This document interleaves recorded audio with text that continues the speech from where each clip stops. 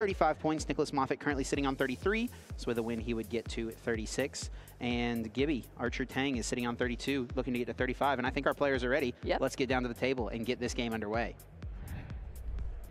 All right, here we go. Our players sitting here already and set up. As we mentioned before, Nicholas Moffitt. Last time I saw Nicholas in person, at least, was playing Giratina V-Star in Salt Lake City, Utah. Has been playing throughout the season as well. Has some placements here and there, but in Salt Lake City, that was a big one, 3rd place. And today is going to be piloting a Lost Box Rayquaza. Yep, leaving behind the Giratina, subbing it out for a bunch of different attackers. And Nicholas's list is very unique. He's got a lot of cards in it that many players don't choose to play. Galarian Zapdos V is a big one that could come up in this matchup, wow, as he is playing against Gibson, Archer Tang. Gibby, for short, who is playing the Vikavolt deck that we saw Alex Kreckler get 2nd place with at Arlington just a few weeks ago. So it's an anti-meta deck going up against the Lost Box Rayquaza. Gibby is, of course, also playing that 1/1 Aerodactyl V-Star. A lot of interesting things going on in this matchup. Nick Moffitt does have the Ice Q, so that's something that could be a factor. Most of Gibby's attackers are basic, though the Aerodactyl V-Star would be something that could hit into the Ice Q. So there's a lot of things that play out. I'm interested to see what strategies both of these players go in with. Whoa, 3 Mirage Gates and the prizes for Nick. What? Oh my gosh, when you're playing a Lost Box variant deck, that is something that is absolutely soul-crushing to see. And I'm sure Nicholas Moffitt is going to notice that really quick. The prize cards over here on Gibby's side, nothing too wild, I don't think. Chip, what do you think? Yeah, nothing too bad. 4 Seal Stone's a pretty important card in order to help you fetch one specific card out of the deck. Speed Lightning Energy is a nice little consistency booster, but nothing detrimental. Nothing like 3 Mirage Gates, yeah, which is what we see over on Nick's side. Now, I've been watching a few of Nick's games throughout this tournament, and he is very diligent about checking his prize cards, writing down notes, and checking for which of his 6 cards he does not have access to. So I'm really interested to see when he does his first deck search, what his reaction is to seeing the 3 Mirage Gates he won't have access to. All right, here we go. We have the handshake here, and we are about to get into our Swiss round 15. The last chance these players have to clean up and get these points and get into top 8. Nicholas Moffitt versus Gibby, and we're starting over on Gibby's side here with a Battle VIP pass. So being able to search out 2 basic Pokemon and put them onto the bench. Gibby, of course, already lining up that Vikavolt and that Mew. Yeah, this is going to be a very interesting matchup. Lost Box decks do not like being item locked, which is what Vikavolt is aiming to do. Paralyzing Bolt, dealing 50 damage, and then during your opponent's next turn, they cannot play any item cards from their hand. So that's what Gibby's going to try to pull off on turn 2, get that item lock up and rolling. And the question is going to be, how can Nick Moffitt respond? Yep, and here we go. We see it playing out here. Speed Energy being attached to that Vikavolt there to draw into 2 cards. We're seeing the Scoop Up Net from that Radiant Greninja that was in the active position straight into that Mew to be able to look at these cards and take 1 out as well from the top. Right Going away. real quick here. Yeah, right away going to slam that energy search, fetching this basic water energy. This is an important piece for the deck. Get your water energies down into the discard pile so that you can utilize Melanie. It's a little confusing because this is not a water-based deck, but playing these basic water energy, you know, you can concealed cards once again with this Greninja, and now you'll have access to this Melanie to get you a little extra energy acceleration moving forward. Yeah, huge piece for sure. You do need that energy acceleration as soon as possible to be able to actually hit with that. So now we're over on Nicholas Moffitt's side here, starting with that Rayquaza in the active position. We've been talking all weekend about this huge inclusion into the Lost Box decks, and that is going to be in the active position already for Nicholas Moffitt, going in as well with his own Battle VIP pass, so able to take out 2 Pokemon of his own and hopefully get rolling here before any item lock even happens. Yeah, he's using an interesting prize checking strategy. I think Isaiah Bradner is one of the players who I notice using this often, moving all of the Pokemon to the front of the deck on all of your energy to the back of the deck during your first deck search, just so you can pretty quickly identify which of these Pokemon you have access to, which ones you don't. Check those prize cards as fast as possible, and then make sure you give the deck a good shuffle after this search. And I think Nick is already holding on to a 2nd Battle VIP pass in his hand. Wow. Well, that's definitely what you want to see. I'm sure what Nick does not want to see, though, is all of those Mirage Gates in the prize cards. Yep. Notes getting written down. Mirage Gate, Mirage Gate, Mirage Gate. How do you even navigate around that, Chip? You just need to get into your prize cards as soon as possible and get them out? A lot of times with the Lost Box deck, you don't mind missing an energy attachment for turn, or sometimes you don't even want to put an energy down into play because you want to utilize the Mirage Gate. In this instance for Nick, I think that's going to be the key. Try to get energy attachments early as possible, and I like this strategy as well from Nick, utilizing a pretty important card for this matchup, I feel like, that Galarian Zapdos V. With its Fighting Instinct ability, its attack costs 1 colorless less for each Pokemon V your opponent has in play. So if Nick is able to attach an energy for turn right now to the Galarian Zapdos, next turn, if Gibby benches another Pokemon V, that means Nick just needs 1 more energy in order to launch a Thunderous Kick, which would be able to deal in 1-hit KO that Vikavolt V, which is weak to fighting. Yep, and that is definitely a crucial card. One, I don't think I've seen any other Lost Box decks playing this card. It's been a while since I've seen this card in the meta. Yeah, what do you think it was primarily teched in there for? Just because of the fighting weakness in so many matchups? I mean, it's just a nice utility, a nice option of an attacker. It could potentially be for something like Galarian Weezing Eternatus. I guess that was a reasonable percentage of the meta. It can attack for very low energies into matchups like, you know, Arceus Duraludon. It can 1-hit KO Arceus for just 2 energies. So maybe something like that. Nicholas felt like it was a worthy inclusion. All right, well, it's definitely paying off here so far. So let's start getting some cards into the Lost Zone here for Nicholas Moffitt. We're starting off with the flower selecting. What is it? And it's a Colress and his 1 single Mirage Gate. Those are his, that might be the worst 2 cards he could have possibly seen off of this flower selecting. Does he play this whole game without Mirage Gate until he starts taking prizes? 0 Mirage Gates in the deck as an option right now for Nicholas Moffitt. Of course, before you can even use the Mirage Gate, you do have to get to 7 cards in the Last Zone, but we're already at 3 here, so we're stacking them up, but not having that option is going to be brutal here for Nicholas. So gonna go with that Colress, though. Such an important card in this deck to be able to just draw more cards and get into those options that you need. The pivoting, the discarding to get into the Last Zone. It's super important to be going through your deck. Does need 1 more card in the Lost Zone if he wants to maybe try to attack with a Cramorant this turn, just get a little bit of damage in play. It is a little unfortunate, though, because now, since this Escape Rope has been played, Gibby wisely sends up the Radiant Greninja, which can withstand a hit from an incoming potential Cramorant. Yep, just beefy enough, but now we have 4 cards here in the Lost Zone. Yeah, even as you said, Chip, I mean, there was the ability to, because that Quick Ball, which I think we're about to see played by Nicholas Moffitt here. Quick Balling looks like a Quick Ball to go into the deck and draw out a basic Pokemon. So we'll see what Nick is going for. It might be that Oranguru, eyeing up. I mean, Oranguru, Cram. What else do you think is the option here? Ooh, Raikou V. That's a card. Yeah, that is definitely a card. I mean, and it's something that can hit for a lot of damage. Nick is probably aware of what Gibby is playing. These Vikavolt and Raikous that he's playing over on that side of the table don't have the most hit points compared to Pokemon V-Star and V-Max, so it's pretty reasonable that Lightning Rondo could build up to a knockout, and it's a Pokemon that can attack for just 2 energy. So in combination with Raihan, which Nick is, of course, playing 3 copies of in this deck, it's a pretty good way to respond to an attack from Gibby.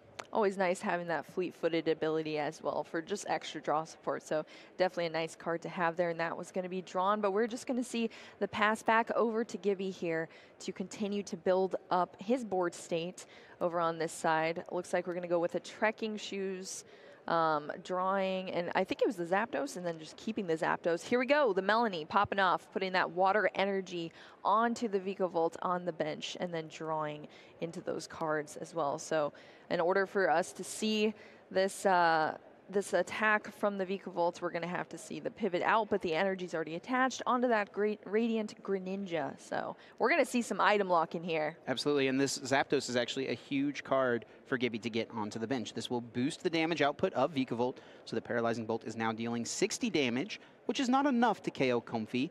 Lightning Symbol does boost that damage by 10, so now Comfey will be at 60 damage on it. Nick does not have the option to heal it. There is no ability to play Scoop Up Net, no ability to play Switch Cart. And so then now that means on Gibby's next turn, he can bench Galarian Zigzagoon, take a knockout, get that prize card, and then start to lock another comfy potentially. Yeah, the loop is being established here by Gibby, and here we go. The lock is in effect, so we're not going to be seeing those item cards come down. Of course, we can still see supporters come down, which is that Colress experiment right there. So looking at those 5 cards, 3 are going to go to hand and 2 to the lost zone. I mean, makes sense if you're getting item locked. Let's get rid of those 2 item cards that you're likely going to be unable to play. Now, while Gibby's deck does focus mainly on Vikavolt, there are other attackers that he may try to utilize at other points. We do see an energy already on Radiant Greninja. That is potentially something that could become a threat. Of course, there's the Raikou as well. So Nicholas needs to be a little mindful, not just throw away the items because he won't have access to them at all, because there's a chance he'll get them at some point. Yep, but here we go. That was a Hisuian heavy ball to scoop up net and the boss's orders now into the lost zone here. Energy being attached onto that Galarian Zapdos V with the air balloon attached, so has the pivoting option as well. And just a pass back here to Gibby, who is remaining with the item lock here. And I'm curious to see if we are going to see that play for the knock and a lock. Yeah, this is a little bit of a game of chicken, it feels like. Yeah, true. Gibson, if he takes the knockout on this active, all of a sudden Nicholas can promote this Zapdos and take a one-hit KO on to the Vikavolt pretty easily. So what does Gibby try to do to play around that? Something he could potentially try to do is get an energy, another lightning energy onto this Vikavolt and go for this super Zap Cannon and in combination with the boss's orders and take out the Zapdos. It looks like things are going to get started here, though, with that Zigzagoon Headbutt Tantrum, and that will take a prize card. Yep, and that is always nice to have. Of course, once you take that prize card, your opponent does have to promote another Pokemon, so we're going to see that happen shortly as well. But it is then still Gibby's turn. Ooh, the promotion of the Rayquaza there on Nicholas's side. Yeah, this is something that can get stuck up here for a couple of turns, and it makes sense. Nick does not want to just send up the Zapdos. It would likely get one-hit KO'd by a Super Zap Cannon. Gibson is going to play the Scoop and Net, re-utilize that Zigzagoon, at least put it in hand so that it can be used later on. And this Rayquaza will be 2-hit KO'd. Actually, it'll be 1-hit KO'd. It is weak to lightning. Can't forget that. Yes. Not something that you really think about with these low HP Lost Box Pokemon, but it is going to be a factor. Thanks to the lightning symbol, it will be a 1-hit KO. Gibby taking 2 prizes in 1 turn. You're also kind of used to dragon Pokemon not having a weakness, but that is a colorless Rayquaza there. So here we go. Gibby taking those 2 prize cards back over to Nicholas Moffitt here. Of course, promoting up that Galarian Zapdos V. Not a card we see too often, but it's super relevant in this matchup, and I'm sure Nicholas is very happy to have it here right now. So kicking off the turn. Yeah, right away grabs the Galarian Zigzagoon, wants to do some math fixing potentially to be able to reach for a knockout on something like the Raikou V on the next turn. Both of these players having a Raikou on their bench, both of them having an energy prepped on it as well. Also Gibson with that Forest Seal Stone ready to utilize that Star Alchemy V-Star power to search out any combo piece he may need. And Nicholas Moffitt still having to manually attaching onto the Raikou V, and then going in with that fleet-footed, benching that Galarian Zigzagoon to do that Headbutt Tantrum, 10 damage. But now the Raikou V is in the active position. Yep, needs 1 more benched Pokemon, and he'll be able to pick up the KO, dealing 200 damage. Thanks to the 10 from the Galarian Zigzagoon, that will be a KO. Perfect. On this active. Sure enough, goodbye Vikavolt. Let's hope the Mirage Gates. I think that was at least one, right? Yes, did grab 1 Mirage Gate out. And this is smart from Nicholas because it preserves your better attacker in the Galarian Zapdos. Use the Raikou now, and then Zapdos can come in and 1-hit KO a Vikavolt later on, potentially. That's true. If you have the ability to do it, if all those benched Pokemon are out, you might as well do it. So here we go, back over to Gibby's side. Playing that Luminion V, using the Luminous Sign ability to grab a Melanie out of the deck. Of course, searching out a supporter here.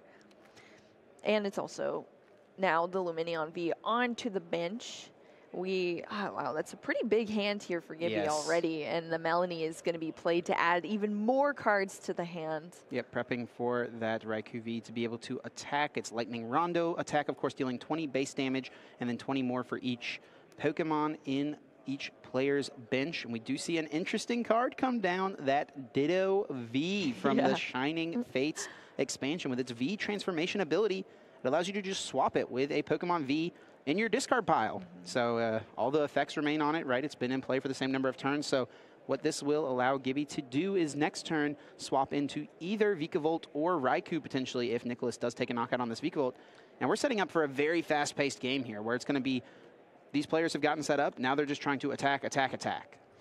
Yeah, that Ditto is such a cool card, and it's a little scary too. Eyeing down, you don't know what it's going to transform into, and then it just pops on the board. So that's definitely cool to see. But yeah, these players are going real quick, so comfortable with both of their decks that they're playing. Of course, checking the discard here on Nicholas Moffitt's side. You want to make sure you're keeping track of what your opponent is doing, what resources they have used, because that all plays into your strategy. So yeah, Gibby already, he's down to 2 prize cards here. Down Such a quick two match. prize cards. Yeah, I mean, Lost Box is normally a deck that likes to draw the game out. And honestly, Vikavolt, a deck that similarly likes to play longer games often enough. But it just seems like in this matchup, it's going to become a contest of players being able to just KO, KO, KO, who's able to be the aggressor and who's able to stay ahead. And right now, that looks like it's Gibby in the driver's seat. I know, it's a totally different variations than we see both of these decks usually being played out. It looks like 2 different decks completely than what we usually see. Very interesting deck choices as well for the weekend, just in general, because these guys are both kind of playing anti-meta strategies. Obviously, Gibson's deck is very similar to what Alex Kreckler played, maybe almost identical to what Alex Kreckler played to second place in Arlington. Nicholas Moffitt with a little bit of a twist on the Lost Box strategy. All right, so we're over on Nicholas's side now. We already utilized that concealed cards off the Radiant Greninja. Now we are seeing the attachment there as well. Yep. Getting I think from that's the from the Raihan. Yeah, so the Raihan's going to take that energy out of the discard, place it onto one of your Pokemon, but then you get to search your deck for any card that you want. So Nicholas Moffitt going into the deck, grabbing that card. You do not have to reveal it because it can be any card. So we'll see what he chose to bring out of the deck here for this upcoming turn. Raihan, normally a card that's very strong alongside the amazing rare Rayquaza, but it feels like that's not a Pokemon that Nicholas really wants to attack with in this matchup, at least not in this spot. Yeah, and it's gone too. It's in the discard pile already. Yeah, and the other one's in the lost zone, yep. Oh yeah, exactly. Oof. All right, here we go. So we're going to see that Oranguru come down the Primate Wisdom to switch a card from hand to the top of your deck, and then you draw the card that was on top of your deck. We're going to see a scoop up net to scoop that Oranguru back up. If it's played back, the ability can be used again. Oh, another scoop up net to grab that Zigzagoon. What's happening here, Chip? What's playing out? Yeah, what Nicholas is trying to do is he's trying to keep as few Pokemon in play so that the damage output of Gibby's Lightning Rondo is limited. Of course, it does require you to do more damage based on how many Pokemon are in play. Now, by Nicholas going down to just 2 Pokemon, the most damage Gibby can possibly hit for is 160. If there's a choice belt, 190. That is not enough to take the knockout. Just of course, short. we do know that Gibby has the Galarian Zigzagoon, though. That is very true, and I believe it is already in hand. Of course, the bench is full right now, unless we see a knockout here from Nicholas Moffitt. But here we go. We're still playing through this turn. Of course, the Raihan attached that water energy to the Radiant Greninja. Manuel attached that Comfey. Knock here. So let's see if Gibby can do it. He does have the Galarian, the Vikavolt draws 2 cards. If there's a Melanie in hand, he can use the Super Zap Cannon in order to do 200 damage thanks to the Zapdos that is on the bench. All he needs now is a way to get this Mew out of the active spot. A Switcher Scoop Up Net Air Balloon would also do it. And now Vikavolt V's Super Zap Cannon, discarding 2 energies, taking 2 prize cards, and winning the game for Gibby. Wow, Gibson is going to take that game 1. Congratulations there. That was a quick game that we just watched, but both of these players so skilled here. All of the actions that played out before us just seemed seamless in that game, and it just seemed like Gibson had the strategy right from the start, Chip. Yeah, absolutely. I was thinking of the Lightning Rondo as being really Gibson's only real way to pull off the attack, but of course you can just attach another energy and play Melanie. There was multiple paths potentially for victory there for Gibson. And the big story as well, I think, is that neither of these players playing many disruption options. So both of them are just going to be able to build up large hand sizes And so for that reason, they're going to have access to all sorts of different options in the late game, which is exactly what happened there for Gibby as he was able to close it out. So it really feels like this matchup is just get ahead and stay ahead. Be as aggressive as you possibly can. Yeah, it's just that Gibson does have the ability to at least block Nicholas Moffitt from using any item cards, which definitely limits Nicholas's ability to be able to draw through the deck and get the cards needed to carry out that strategy of getting those Pokemon needed. I mean, the Mirage Gates not being there as well was a huge hindrance, but honestly, Nicholas was still able to manually attach those energies each turn, so it wasn't even too big there from what we saw. But here we go, jumping into our prize cards for both of these players. There is that Zapdos that is in the prize cards on Gibson's side. That's an important card. Gibson does have the Hisuian Heavy Ball, so could try to fetch it out if he's able to find that piece. And we're getting underway immediately with the Manaphy start on Nicholas's side. All right, it's 0-1 now, so Nicholas needs to take this win to take it into a third game here. Starting off with a battle VIP pass is always a great way to start. But yeah, Nicholas needs to just go super aggro and make sure that he can set up as best as possible before anything starts happening over on Gibson's side. I didn't get to see the starting hand from Gibson here, but I don't know. He's looking like he's thinking pretty hard here.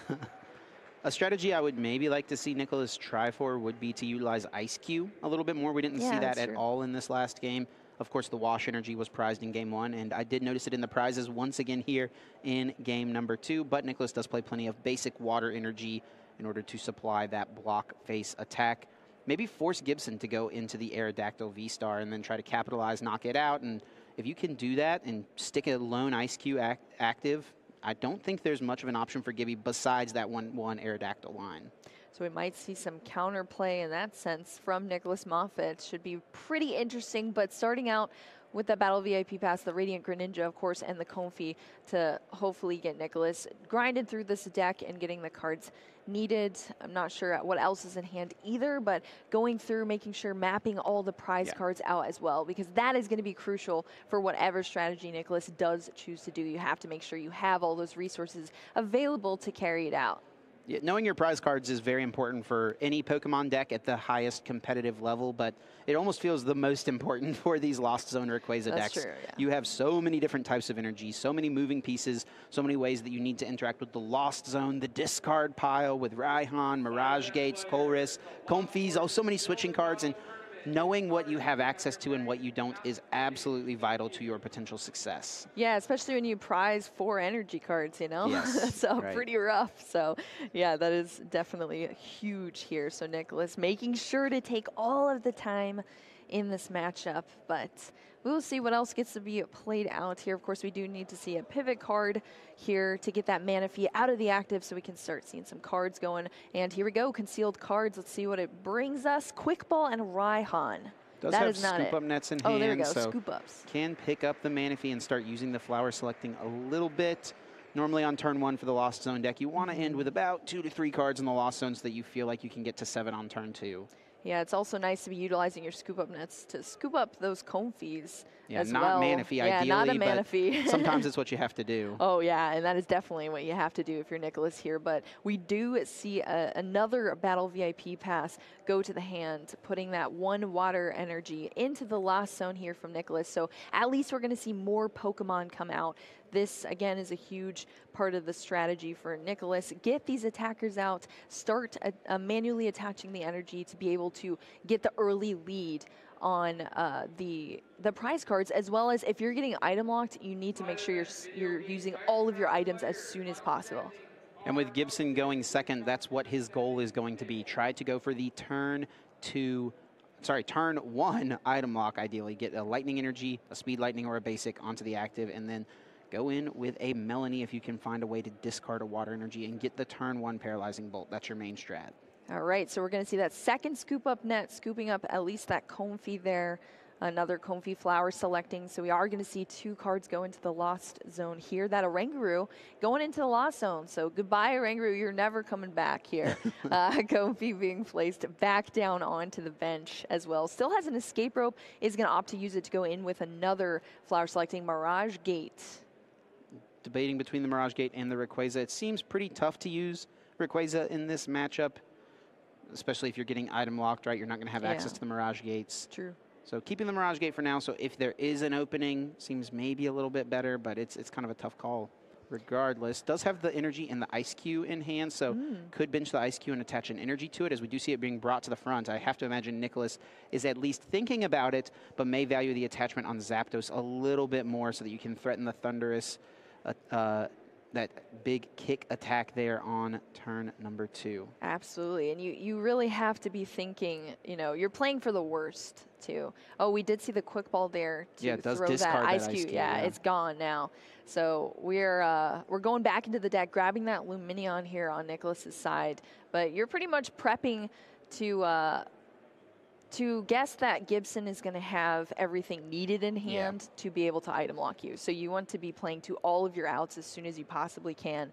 And that might not even be the case. Gibson might have a totally dead hand. We don't even know at this point. But Nicholas needs to make sure everything is lined up in this turn. It's so crucial. Nicholas, by playing the quick ball here, is playing around the turn 1 item lock from Gibson, because now that Lumineon is in hand, so if you can't play item cards, you can at least bench Lumineon, use Luminous Sign, and go get yourself a supporter to make something happen.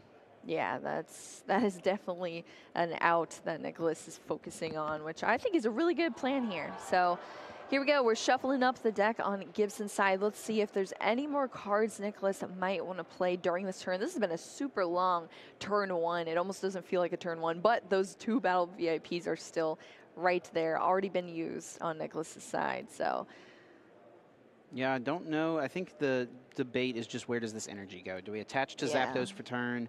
Do you maybe need to pivot out with the Comfey? Outside of that Lumineon, Nicholas's hand is really not that strong. Yeah. Maybe wanted to hold off on the energy so that he could utilize Radiant Greninja, but for now it will just be the energy onto the Zapdos, and we're going over to Gibby's turn. Yep, and Gibson starting off with that Mew at least being placed down onto the bench. Here we go. Speed, Lightning, Energy. Does find the Energy Search. Wow, here we go. Energy Search. That Trekking Shoes came in very clutch there. Also having the option for the Mew is nice as well, depending on what else is in hand here for Gibson, but already getting off to a great start. Yep, needs a way to discard this energy and also needs to get Melanie. Looks like it's going to be a switch cart into Mew potentially, and a Mysterious Tail incoming. All right, let's see what we can find off of here. Do we see it? Does see an Ultra Ball. That can go get Radiant Greninja. Very nice. That can also just discard the water energy, and I think there is already a Lumineon in hand to fetch out the Melanie. Actually, there's already even a Melanie in hand. I was about to say Lumineon's going can down hit the discard here. pile, yep. Yeah, very nice. All right, so that Ultra Ball getting the water energy, which is much needed in the discard pile to be able to utilize that Melanie, attaching the water energy onto a V Pokemon, and then drawing into 3 cards as well. Radiant Greninja coming down here for just extra consistency within this turn for Gibson. Everything is playing out very well here, and that's exactly what Nicholas Moffitt was preparing for. I think the one thing Gibson would like to find here would be that Zapdos, which we know is in the prize cards. So if he wants to find it, it's going to have to be through that Hisuian Heavy Ball. Let's see if he can find that one piece.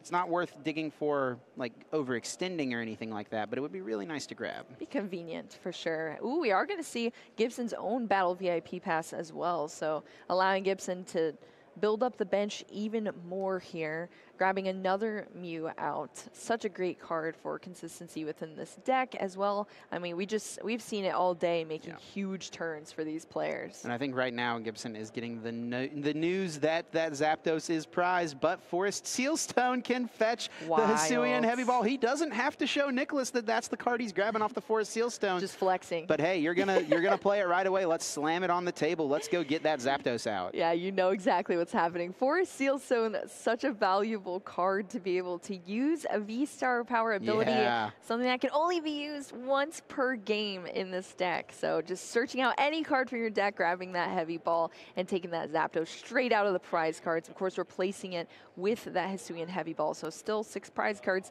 there for Gibson. But that was a huge play there, Tip. Yeah, we're doing a little dance here with the prize cards, mixing them up a little bit. Now Gibson only needing a switching card to get this Mew out of the active spot. I do think I saw a Scoop of Net in hand, so if there's a couple switching cards, we could still see another Mysterious Tail being used. For now, it's going to be concealed cards, drawing 2 more.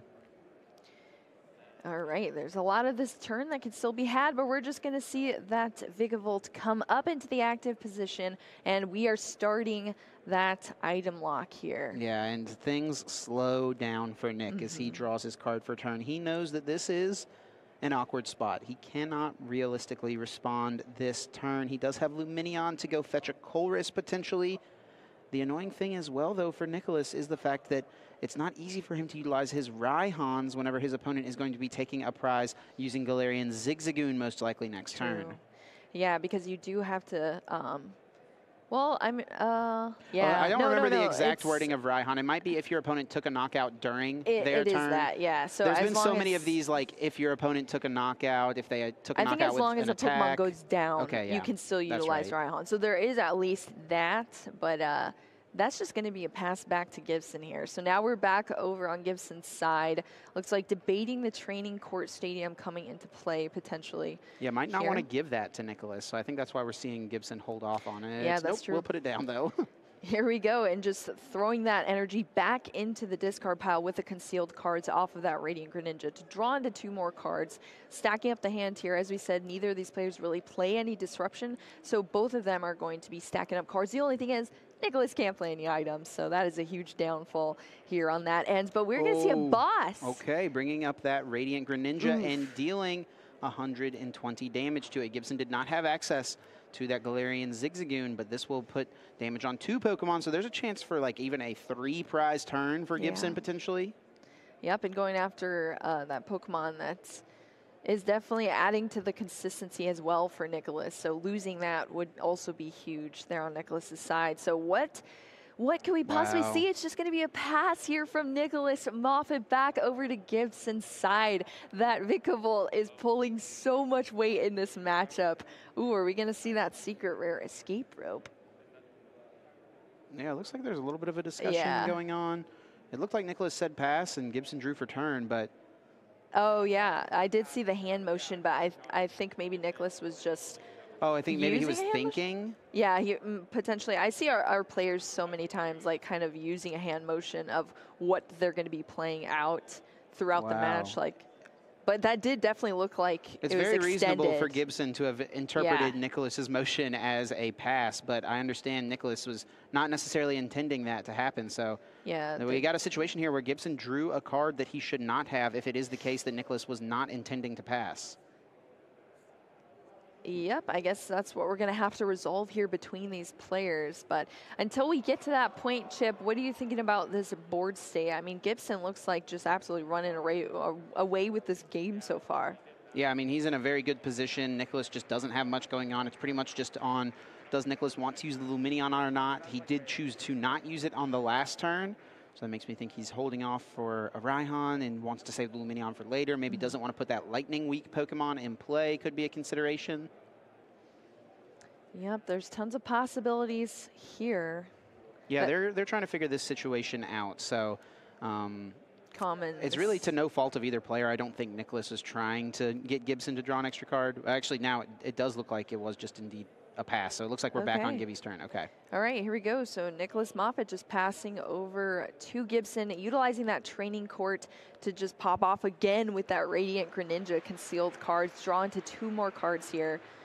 Stacking the hand so much, going in with a quick ball, discarding the water energy to grab. Here we go, that Galarian Zigzagoon coming down and taking that knockout on the Radiant Greninja in the active position there. So that is going to be a prize card for Gibson off of that. And it is still Gibson's turn here, promoting the already damaged Comfey into the active position. But we're going to see that escape rope come into play. Mew promoted on Gibson's side to be able to go back into the deck. And I do think he has found a scoop up net here. This could be an option to scoop up net the Zigzagoon, put another damage counter on the Comfey, take 1 more prize.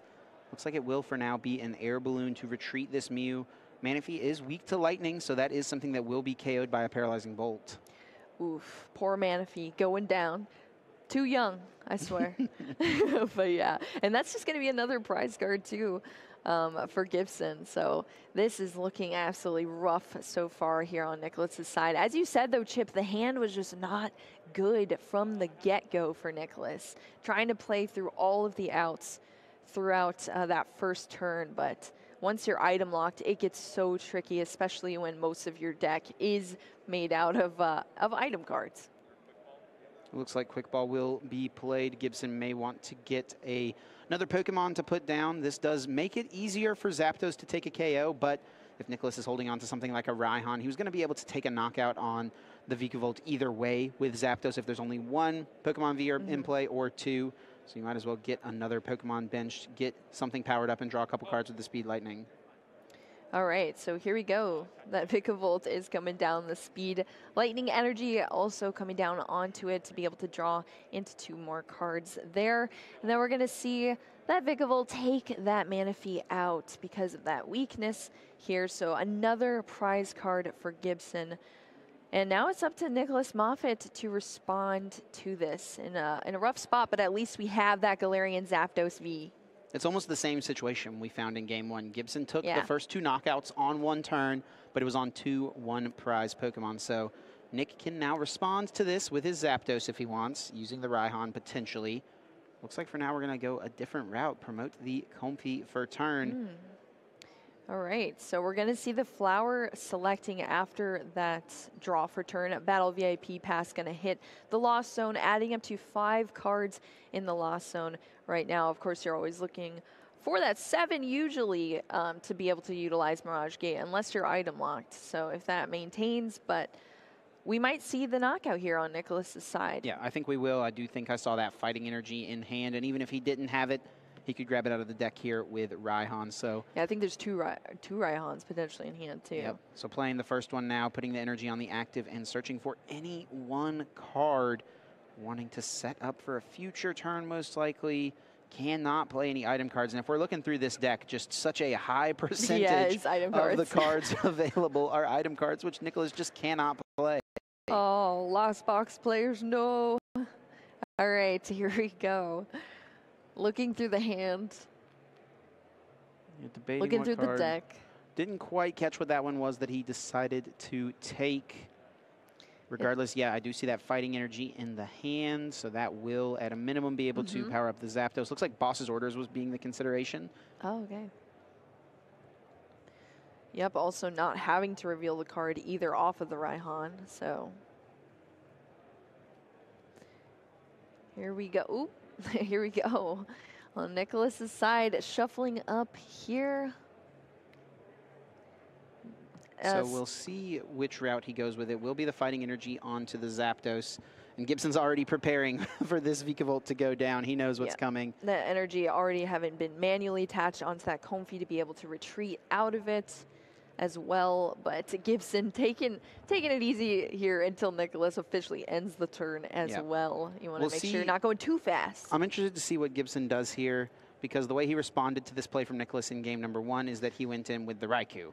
But if we're not seeing the Raikou right now, we're just seeing the Vikavolt, which can also respond. It does need an additional energy, though, so Gibson would need to attach a Lightning to it and also play Melanie to get that extra energy into play, so that the Super Zap Cannon, in combination with the Lightning Symbol ability of the Zapdos, would be able to deal 200 damage.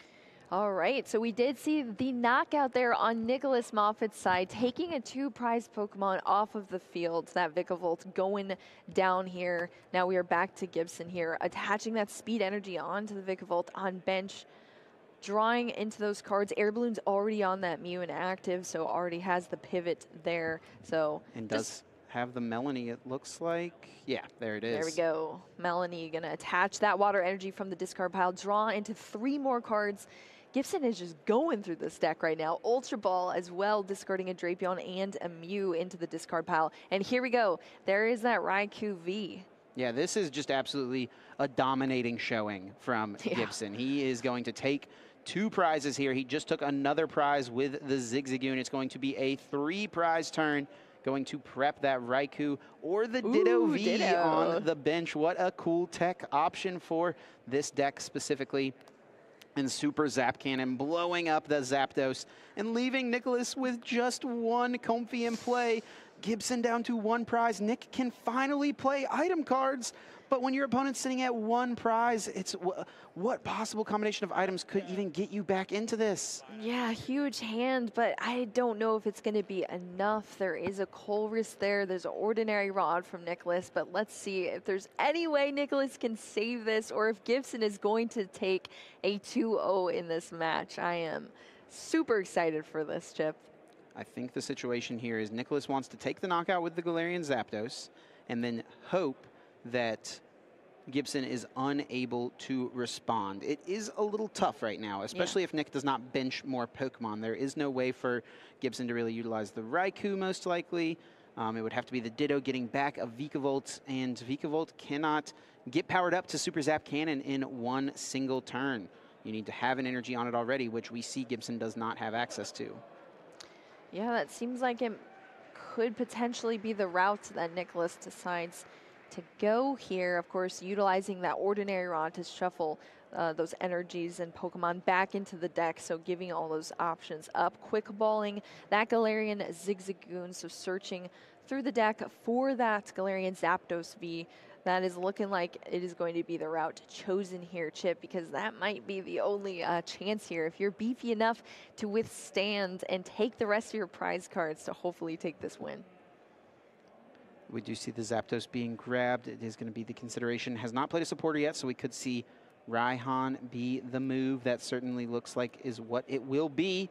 Needing just 1 more energy now on this Zapdos thanks to Fighting Instinct. Yep, that is huge. Raihan, such a great card. If your Pokemon was knocked out on the last turn, you're able to utilize it, attach that energy from the discard pile, and go back in your deck for anything you want. So, huge card. Not only accelerating, so Nicholas still has the attachment for turn as well. I don't think has done flower selecting either, potentially. I don't think so, no, and is debating what to grab here off the Raihan. Looks like Boss, Mirage Gate, and Comfey are all being considered, and Water Energy being placed down. Does need 1 more energy on this Zapdos in order to attack, and a way to move the Comfey from the active. Now, if I'm Nicholas, I'm definitely trying to not bench any more Pokemon if I can avoid it. If you can avoid putting more Pokemon in play, make it as difficult as possible for Gibson to get to the KO with a Raikou. If you can prevent that, you actually have a shot to get back in this game in a spot where it seemed like Gibby was just way too far ahead. So what Nicholas's play is going to be here is try to knock out this Zapdos, or with the Zapdos, try to knock out this Vikavolt, leave as few Pokemon in play, and then next turn bring up the Ditto V or whatever the Ditto V turns into and knock that Pokemon out to close out the game.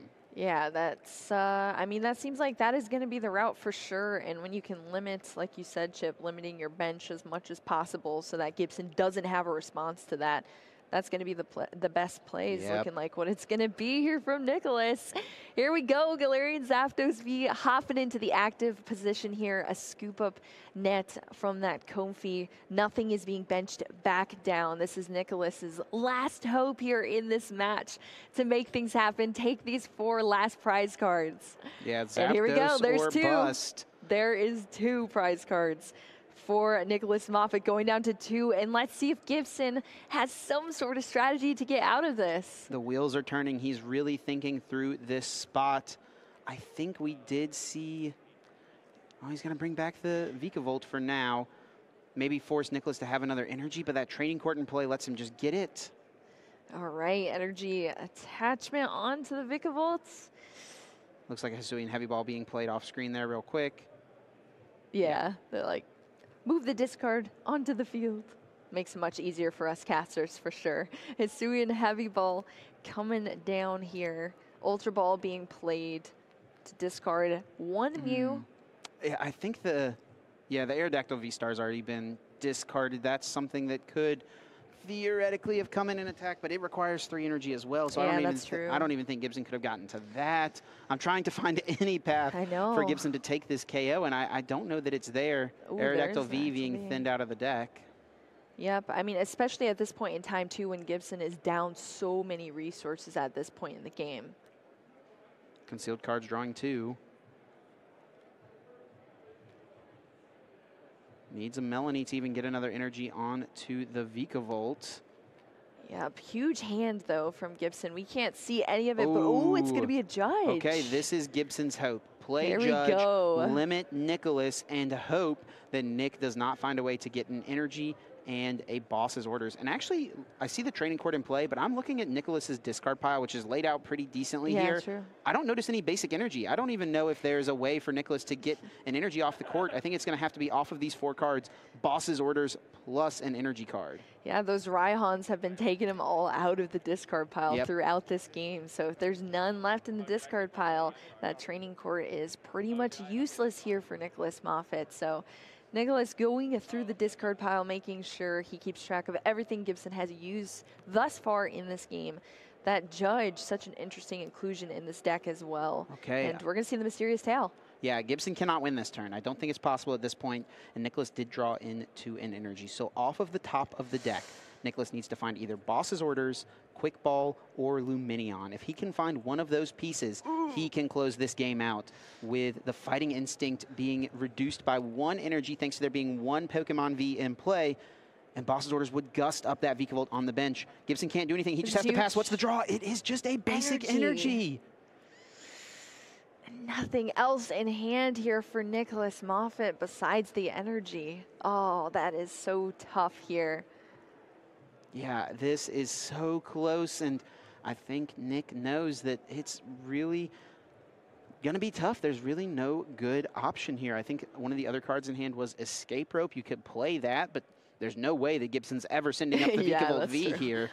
Maybe play it and just hope Gibson can't switch whatever Pokemon he promotes. That is very true. Oh my goodness. That Judge has just thrown a wrench in Nicholas Moffitt's plan here. And he was prepping his hand up with the Raihans, right? Keeping cards in hand, trying to make sure he had plays available. And so Gibson identified the correct time to play that one of Judge. Yep, here we go. The energy being attached onto that Galarian Zapdos V. I think the only play for Nicholas is to play Escape Rope and pass, but that doesn't even work because the training court is in play. Oh, no, yeah. You got to play Escape Rope and hope Gibson decides to send up Zapdos with 2 Retreat or something like that. That is very true. Oh my gosh, this is definitely coming down to the wire here, Chip. We're just going to see the knockout there on that Mew. 1 more prize card down for Nicholas Moffitt, but it's back over to Gibby's side, and here we go. Here's the Melanie. Yep, Melanie will get the water energy back. Training court can get the lightning back. Super Zap Cannon KOing Zapdos, and Gibson Archer Tang gets to 35 match points, locking up a spot here in top 8.